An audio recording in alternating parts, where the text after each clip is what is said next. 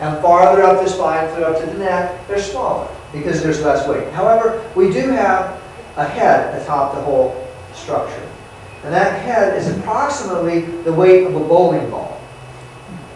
So you think about balancing a bowling ball on the top of your spine all day. And so it has to support at least that amount of weight. Sometimes you get pounded on the head, or you're standing up, bam, you hit yourself on in a kitchen or something on a counter, or I have. Or you're under a table and you go like that and you forget and you hit your head. So that's extra impact on the vertebra. But so at the top, they're much smaller. Then this is thoracic where the ribs attach. And then the lumbar is these lower 5 vertebrae. And then we have the pelvis down here. So eventually we stood erect, but in spite of that, there is a lot of impact and a lot of twisting, torquing, other things that can impact the spine and cause pain or damage. So obviously back pain affects not only adults but children as well.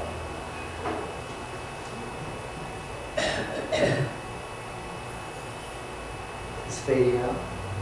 Yeah, this is an older computer, so it's not like like that. In fact, 51% of children can suffer from back problems, and that was a study that Scandinavians did. So it's more common in adults, but definitely children can have the problem as well. Low back pain is the most common type of back pain. And again, back is this entire length here, starting from the neck on down to here. So low back is the most common, due to the fact that the lower back supports the weight of the body, the majority of it. And thus, it's the second most common cause for Americans to go see a doctor, is back pain. And low back problems can lead to nerve irritation. And when the nerve gets involved and it goes down the leg, that's when it's called sciatica. So initially, you may have pain in here, but if it starts to go down the leg, then that's when it's diagnosed more as a sciatica condition versus just low back pain. And you can see here, that red was the radiation of pain there. It's awful. It is. So sciatica itself is a condition involving pain, weakness, numbness, or tingling in the leg. And I don't know, did you experience that? Yeah. Numbness and tingling and weakness. You've had that also then? Yeah. Not really sciatica, basically it's just the lower back. Lower back. And that was because I was on a treadmill, without stretching, I threw my back. And I just do these exercises, physical therapy. So Primarily for stretching and strengthening. yes. That exactly. makes sense. Right. That makes sense. And I think at one point I kind of felt as if my legs might possibly just, my right leg might just possibly fail underneath me. I mean, I've never had that happen before. Well, that certainly makes sense. And over here in this picture here, you can see these little things that look like ginseng roots sticking out. These are actually nerve roots. So we have a brain.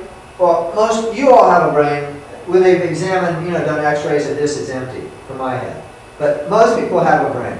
And then coming off of that, there's a brain stem, and then the spinal cord. And from there, we have all the nerves coming out of the spine.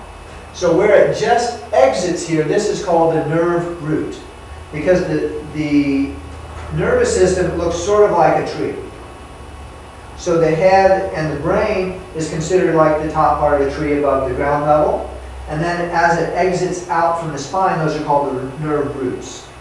So one can get nerve root irritation at any place along the spine here. And when the nerve gets more irritated, because those nerves are both sensory nerves, you know what a sensory nerve is? Like something we can feel hot and cold. We can feel light pressure, and we can feel deep pressure. So there are various kinds of nerves that will send different sensation impulses to the brain, and we interpret that as being hot, cold, pinprick, light touch, deep touch. That's sensory. That's going from here up through the nerve root up the spine to the brain, and the brain goes, ah, what's that sensation? But we also have motor nerves, and the motor nerves go from the brain down, out through the root, out to the muscle, and causes the muscle to contract so we can move. So if the motor nerves or the sensory nerves are somehow squeezed, they don't function very well. Now, have you ever had like your arm fell asleep or your leg fell asleep? You know what it's referred to by that? And then, so it's tingling and kind of like that, and if you try to walk on it, it feels really weird. It's just like you don't have any strength. It's because the blood flow or the nerve has been cut off a little bit.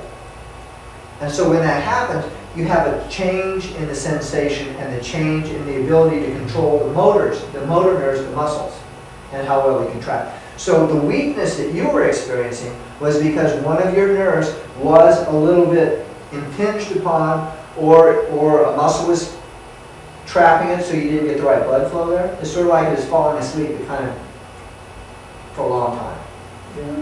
Because oftentimes if a limb falls asleep, we shake it, and then, at least my experience, shake it, it's tingly, and then maybe there's a period where it's really painful. And it only lasts a brief time, and then it's all back to normal. So that can happen at any point, and it can persist. So that pain sensation is a part of a limb coming back away as well as starting to fall asleep. And so if the nerve is affected, it could be the motor nerve that's shut down so the muscle won't work. That's why the weakness is there. It's also because the sensation is different. You're kind of like, we need to feel in order to know how hard to push down and push back. And if you don't have that sensation, it's very hard to actually put your weight on the leg and say, oh, I think it can hold me, because you aren't getting the feedback that it's holding on.